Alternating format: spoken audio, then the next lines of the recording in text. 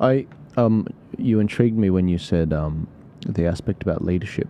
In this country, there's a shortage of leadership because, I mean, for the longest time, politics, it was kind of that thing you didn't really have to put as much time into. It would just sort of sorted itself out, especially during the Howard years and before. You didn't generally have to pay too much attention to it. The politicians, they were considered statesmen. They sorted it out. During COVID, I was talking to Professor David Flint yesterday about this. I said, I was so let down by those statesmen. I mean, and again, many of these guys are friends. John Howard, John Anderson, former Deputy Prime Minister, and he was also went to my school, King's, as well as Tony Abbott, Rhodes Scholar. I believe they let us down in 2020, 2021. I believe that they accrued a lifetime worth of political capital, and when their country needed them, rather than burn the rule book with regards to, not interfering with the sitting prime minister from their party, they decided to take, in my view, the cowardly statesman approach. And as a military guy, you understand this. When you are in the military, you have many different ways to be a leader and to manage your platoon or your unit. And the idea that they abdicated that responsibility and no one filled that void was personally why I, stepped up, and a lot of people did.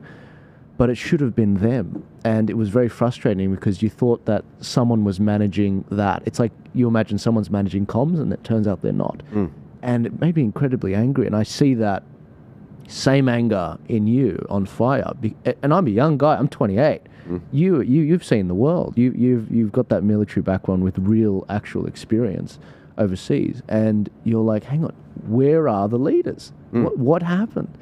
And it's just led me personally, to be like, I don't understand why we have such a crisis of leadership now. Well, I think it can be sheeted home to a number of factors.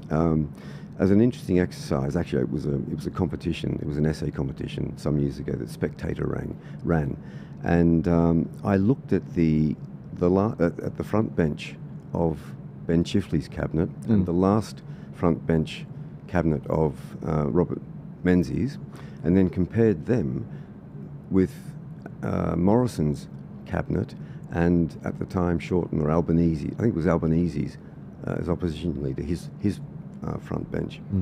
And the contrast was remarkable. So looking at Ben Chifley's cabinet, you had, as an example, you had a professional boxer. I think you had a lot of prisoners of war.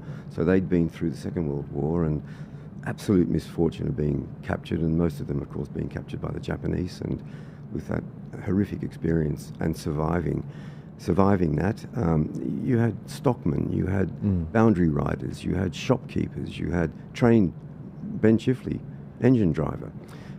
You had labourers, people who, I think tent maker was one of the professions, a tradesman, and in the Labour Party some professions.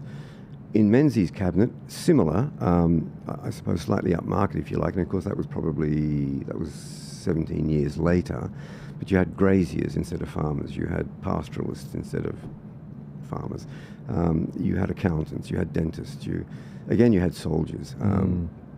You had a battalion commander who, in the National Party, who won a Victoria Cross in Malaya, fighting the Japanese and commanding his battalion. And I think tradesmen as well. And then contrast that with the people in leadership positions today who shouldn't even be there. They've never had a proper job in their lives, ever. I think Albanese worked in a bank for a year. Do you remember he came into Parliament waving, as Prime Minister, or waving his the front page of a handwritten Economics 101, and look, demand and supply curve and a couple of lines in hand. Look at me, I'm an economist, and claiming that he'd been Tom Uren's, who was a prisoner of war, and Tom Uren's economic advisor. I mean, you are what you do. Yeah. And once you leave your studies, if you can basically remember what you studied, 6 months later, well, I think you're bordering on genius. Yeah. You know where to go to perhaps find the information. So that was the first of his fabrications, if you like. Yeah. So they have no experience. Rudd, again, straight into the civil service, and then into the state premier's office as chief of staff, I think. So most of these people, they come out of university. A lot of them are university trained. I have a saying now that you've got a degree, but do you have an education? And often I think they're qualified. And I think Thomas Sowell referred to credentialed ignorance. And so they have credentials, they have qualifications, but do they actually have an education? And it's not just academic education, it's an education in life. And it's business, negotiation, dealing with people. Done the hard yards, yeah, exactly. Absolutely. I mean, swung a shovel and pick, see what that's like. Yeah, absolutely. I worked on a geriatric ward in a hospital as a wardsman before I joined the army. You've done everything. It was eye-opening and it was humbling. I'd like to see a single member of parliament today, with the exception of some perhaps who, I don't know, who were in the nursing, who acted as nurses, who have done that, who've had that experience. Yep. And so we have leaders who have no life experience. We have leaders who, the only experience they have is they've gained rat cunning in order to bludgeon their way to the top. They know how to their weasel words, and so on. And so collate dirt files, climb the greasy pole, and it sounds like the Liberal Party too. And that's the thing, competence has taken a back seat to this. And a lot of people I've found, competent people that go into the Liberals or competent people that go into Labor, if you can't do that play this rat game and have that rat cunning, as you say, you get kicked out very quickly. And in fact, if you're competent, they feel so threatened by you, they will pre-undermine you unless you opt into a faction. And so that's how it's spitting out competent people. And we've just been going down to the bottom of this. It's a spiral. It's a spiral. We're going down the gurgler. And so I think that the reason we had that is this narcissistic, in the case of Rudd, this sense of entitlement that it was his turn to be Prime Minister. And of course, I think he became leader of the opposition legitimately. No doubt there was a lot of pushing and shoving and elbows and sharp objects being poked in people's eyes at various stages. And then, of course, Gillard did for him, and then he just spent the rest of that time, Gillard's 3 years, absolutely plotting and scheming. It was absolutely unedifying. And then he became Prime Minister. And the interesting thing, again, cowardly, the global financial crisis or the Asian financial crisis, whatever it was, it hit. Rudd panicked. There's no drawing breath. Let's see what we've got. Let's see what's happening. He just started throwing money at the wall, seeing that as the measure of involvement and management. The waste was prolific. The waste has been prolific for the last 18 years. And I find that horrifying. The contempt with which our supposed leaders hold taxpayers' funds, in which they hold taxpayers' funds. I've got a comic. The late, great Bill Leak, in 2017, drew a comic, and he had, very prescient, he had Bowen in it, whatever Bowen was opposition leader, it was opposition at the time, whatever his portfolio was, and Susan Ley from the Liberals, and also he had Bill Shorten and Julie Bishop, and they were in a pub having a drink, and Bowen said, "Oh, it's my round. Oh, I've run out of other people's money," and he said, "Oh, it's okay. There's an ATP in the corner." There was the figure of this tired man holding his wallet out, Australian taxpayer. And he was going over there, and that's exactly, I mean, Bill summed it up. And not only for 2017, but also now for 2025. It's the long-suffering Australian taxpayer who is hammered.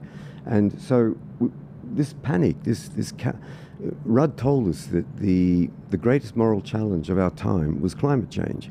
He squibbed it when he had a chance to call a double dissolution on that. He took the coward's way out. He had no principle. And then, of course, I think Abbott tried to clean things up a little bit, but to his credit, I got in touch with Tony Abbott, and I have to say he's one of the only politicians who's called me back. In fact, two, Eric Abetz. I call politicians. I hear them on the radio saying, we need to listen to the people. And I will ring them up and say, "Hello, I'd like to talk to you." First thing they say is, "Are you in my constituency?" I say, "No." "Well, call your own member of parliament." I said, "Hang on a second. I heard you on the radio say we need to listen to the people." I'm a people. and I'm calling you, and they just don't want to be involved. Abbott and Abetz rang me back, and I met Tony Abbott, and I was grateful for the meeting. And I gave him a bollocking. I said, you squibbed it, you failed. He took it on the chin, and I won't say what we discussed, but I appreciated that willingness to listen. They're both good men. And then we had Turnbull. Yeah. I mean, he outdid Rudd in narcissism, and again, a coward. I don't know if you were aware, when the Bataclan Theatre outrage occurred in Paris, Turnbull was in Berlin at the time, or in Germany, and he was about to cross to an ABC hookup or to discuss something, and he was told what had happened in Paris. Phil Coury, writing in the Australian Financial Times, wrote that his demeanour physically changed. He was utterly discombobulated. He was, and he started pacing up and down. His minders ushered all the journalists away and said, "Please let him compose himself." And I realised he was faced. Anyone can be prime minister when the sun is shining and everybody's got milk and biscuits and bedtime stories. Yes. Anyone can be prime minister. It's where we need our leaders is when the proverbial hits the fan. Yeah. And that's when I want them to stand up, and I want them to lead from the front decisively. You don't always get it right as a leader, and if you're careful, we always say the military plans don't survive the first contact, but there's got to be alternatives. That's and right. And the training and the understanding that this is what might happen.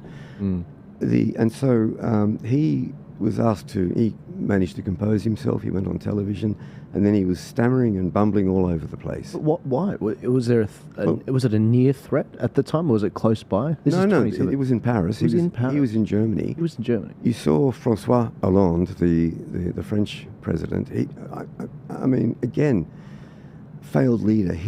There was a wonderful photograph of him peering myopically out from behind a phalanx of bodyguards. Right.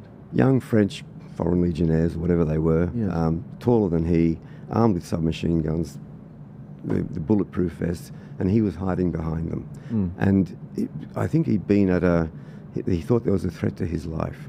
I think he was at some football match and something happened. And so he suddenly toughened up, and he was now going to take on ISIS and these Islamists and so on. Yep. That lasted 9 days. The fall of France took longer in 1940. Right. And it was just shameful the way the way he was, and then Turnbull's fear as well. And he was stumbling and saying, "Yes, I guess it's it's war." And yes, and I wrote an article that wasn't printed. It was, "Where is our 21st century Churchill?" Wow, I would love to read that. I would honestly, if you can send that. I'll send it to you. It's not complimentary about a number of world leaders and our own Australian leaders. And